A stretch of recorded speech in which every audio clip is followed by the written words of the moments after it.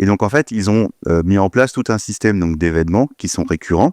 Et donc, pour s'assurer du succès et du fait que les gens sachent que c'est devenu autre chose qu'une simple concession sur les Champs-Élysées, ils ont voulu mettre en place une campagne d'audio digital. Donc, nous, on a voulu évidemment mesurer la performance au niveau du trafic en concession. Donc, on a utilisé une solution technique. Pardon, quand on dit audio digital, c'est quel canal? C'est du streaming, Streaming, tout à fait. Streaming, podcast, enfin vraiment le digital des radios historiques, mais aussi du streaming avec Spotify, Deezer, voilà, pour citer ces deux-là. Et des podcasts, du coup, natifs. Podcasts natifs, etc. Okay. Tout à fait. Donc, et donc, sur des thématiques qui étaient celles des événements qui allaient avoir lieu dans le défilé. Okay. Donc, des thématiques de podcasts culturels, des thématiques de podcasts plutôt qui parlent de musique, de cinéma, puisque c'est les types d'événements qui allaient avoir lieu. Avec des pré-rolls, des host-reads potentiellement sur les podcasts, ou c'était vraiment juste un spot pré-roll Pré-roll, ouais, tout à fait.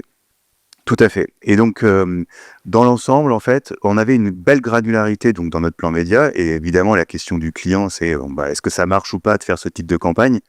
Ce qui est légitime, en fait, c'est toujours le sujet. Hein. On relie tout vers le business, donc au moins là vers le trafic en concession.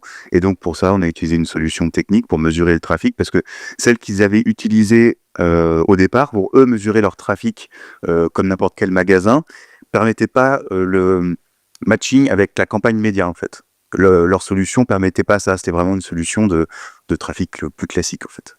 Et donc ça a été utilisé dans le cadre du dispositif, parce que donc la solution donc qui était Ocube, si je n'ai pas de bêtises, oui, tout à fait, permettait de matcher l'exposition média aux visites en magasin, et les boîtiers qui étaient eux en magasin dans une visée purement de mesure trafic, qui sont la solution des DJIs, eux ils permettaient peut-être de redresser du coup les données qui étaient. Ça permet de comparer les deux, voilà. effectivement. Parce que Ocube et DJIs, c'est pas tout à fait la même approche sur la mesure trafic en tant que telle, non? Non, tout à fait, effectivement. Alors Ocube, alors c'est une mesure qui se base sur de la donnée liée au boîtier. Donc il faut faire attention où on place les boîtiers pour pas mesurer quelqu'un qui est dans la rue, par exemple.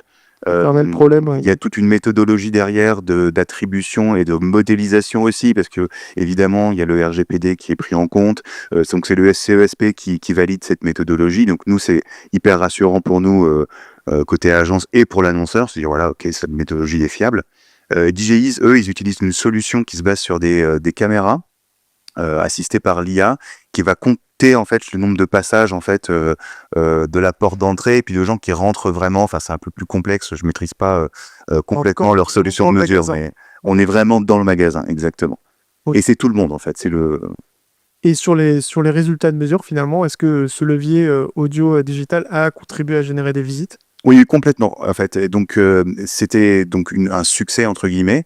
Et le succès surtout, c'est d'avoir la granularité, parce qu'en fait, on a pu comparer les différentes régies audio digitales avec lesquelles on a travaillé, les différents types de ciblage, pour voir, en termes de coûts, dire que Renault puisse identifier, oui, effectivement, alors un CSP+, ça m'a effectivement coûté plus cher à attirer vers ma concession, enfin vers ma boutique sur les Champs-Élysées, qu'une personne simplement fan de cinéma.